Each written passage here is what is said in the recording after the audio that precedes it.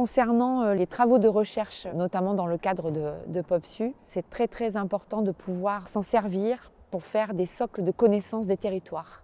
Aujourd'hui, c'est vrai qu'il y a des politiques publiques au plan national, qu'il y a quand même pas mal d'études produites qui sont obligatoirement faites, notamment dans les documents d'urbanisme.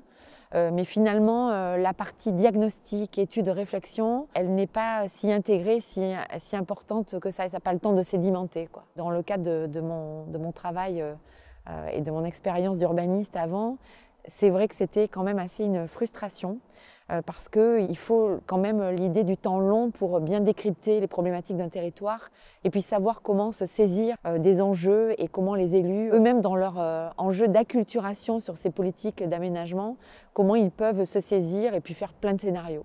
Souvent, en fait, c'est ce qui nous manque, le temps pour scénariser, se dire, bon ben, en fait, on s'est trompé, on va réorienter notre politique.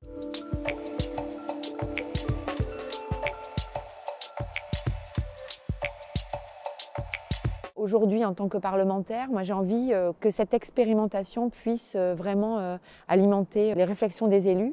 J'aimerais bien, par exemple, dans le cadre de la commission aménagement du territoire, dans laquelle je siège, et aussi le groupe d'études qui s'appelle les enjeux de la ruralité, qu'on puisse justement faire intervenir ces chercheurs et ces élus qui travaillent de concert pour donner des exemples, pour effectivement drainer, irriguer toutes ces expériences locales. Parfois très localisées, on le voit bien dans POPSU et les différentes missions là, qui ont été accordées aux 6 projets. C'est très précis, mais ça peut vraiment donner l'idée à d'autres de pouvoir développer des projets et ces partenariats.